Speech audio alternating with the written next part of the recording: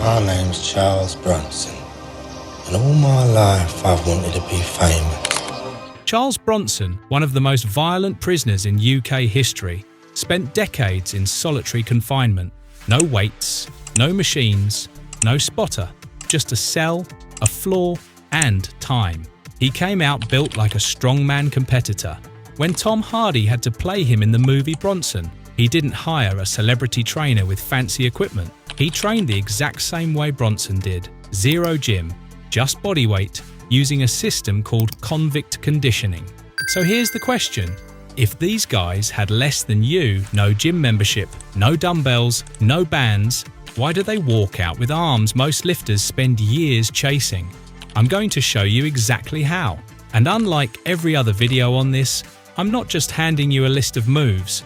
I'm giving you the actual muscle science behind why prison-style training fixes the arm growth glitch most gym goers never even know they have. Let's get into the first move. Forget the basic push-up. The version that actually targets your triceps is the decline diamond push-up. And you don't need anything but a bed, a bench, or a step. Here's how it works. Put your hands together right under your chest, thumbs and index fingers touching so they form a diamond shape. Then put your feet up on something elevated, a bed, a chair, a stair, whatever you've got. That elevation matters because it shifts more of your body weight onto your arms instead of your chest. Lower your chest down toward your hands. Keep your elbows tracking back along your ribs. Don't let them flare out to the sides. Press back up to full lockout and actually squeeze at the top. Don't just stop there and reset, squeeze it for a second. Why does this work so well? Narrowing your hand position shifts the workload off your chest and directly onto your triceps. The closer your hands are together, the more your elbow extensors have to do the work to press you back up. And elevating your feet adds extra resistance without you needing a single plate or dumbbell. The higher you elevate your feet, the harder this gets. So if it feels too easy after a few sessions, just raise your feet a little higher and you've got instant progression built right in. This is your entry point, and it builds the lateral and medial heads hard.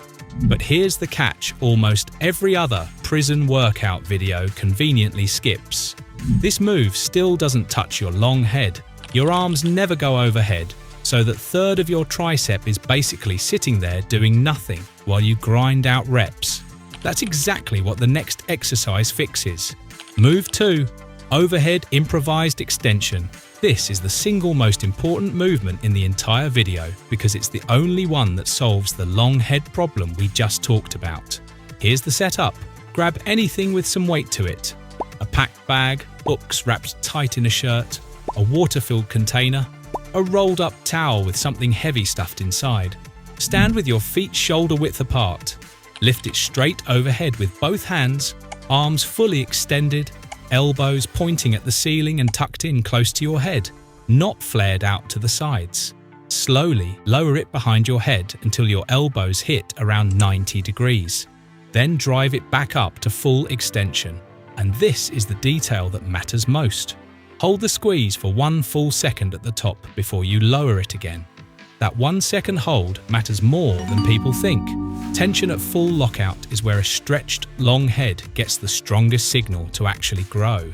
And cutting that part short is the single most common reason this exercise underperforms for people who think they're doing it right. One more cue while we're here. Keep your ribs down and your core tight the whole time. If your lower back arches every time you lower the weight behind your head, that's your body cheating the stretch instead of your tricep actually controlling it. For programming, start with 3 sets of 8 to 10 reps, twice a week. Progress by adding weight to whatever you're using as resistance, not by just piling on more reps forever. Heavier load with controlled reps is the actual lever for growth here. And here's something almost nobody mentions. You don't even need a towel or a bag if you don't have one. A loaded backpack worn backwards on your chest works just as well. And if you've got literally nothing, pressing both palms together overhead and fighting your own resistance, an isometric overhead extension still recruits the long head.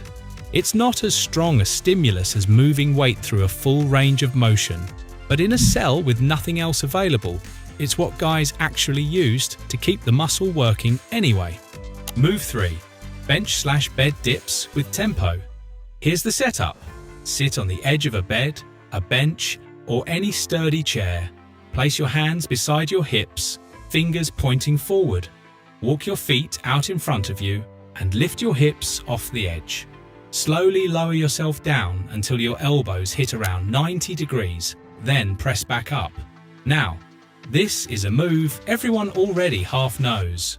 What almost nobody talks about is why tempo is the actual driver here, not just doing dips for the sake of doing dips.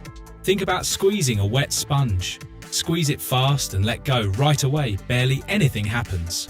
Hold a slow, sustained squeeze, and that's when it's fully compressed. Your muscle fibers work the same way. Slow, controlled tension means more total time spent under load per rep. And that's one of the core triggers your body uses to decide whether it's worth building more muscle. A fast dip and a slow dip can move through the exact same range of motion and produce completely different results, even though they look almost identical on camera. One small but important cue: don't let your shoulders creep up toward your ears as you lower. Keep them pulled down and back the whole time, otherwise your shoulder joint starts absorbing the work that your triceps should be doing. For programming, aim for 3 to 4 sets of 10 to 15 reps. Take a full 3 seconds on the way down, then control on the way up. No rushing either direction. And here's the progression prisoners actually used once bodyweight dips got easy.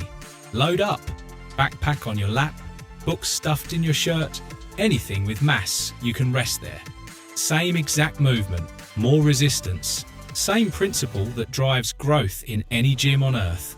Here's the uncomfortable truth nobody wants to hear. It wasn't some secret exercise that built these physiques. It was time and consistency. Guys with nothing else to do but train, every single day, for years. You don't have that, and honestly, you don't need it. What you need is structure. Train your triceps twice a week, with at least 72 hours between sessions, because your muscle doesn't actually grow during the workout, it grows during recovery. And skipping that gap just means you're tearing down tissue that never got the chance to rebuild. Rotate through all 3 moves: the diamond push-ups, the overhead extensions, the dips, so every single head of the tricep gets hit across the week, instead of just 1 or 2 of them getting all the attention. And add resistance progressively. The exercise doesn't need to change, the load does. That's the entire system. No equipment, no membership, no excuses. Just the same 3 movements, done consistently, with the load slowly going up over time. That's genuinely it. There's no hidden 4th exercise I'm holding back. The simplicity is the whole point. Most people overcomplicate arm training because they think more variety means more results, when really, doing the same few moves properly week after week beats hopping between 20 different exercises you never actually master. Bigger arms were never about having the fanciest gym membership or the most expensive equipment. They were about understanding which part of the muscle you were neglecting and forcing it to work anyway. If this helps you out, hit subscribe, because I'm breaking down exactly this kind of stuff every single week. No fluff, just what actually builds muscle.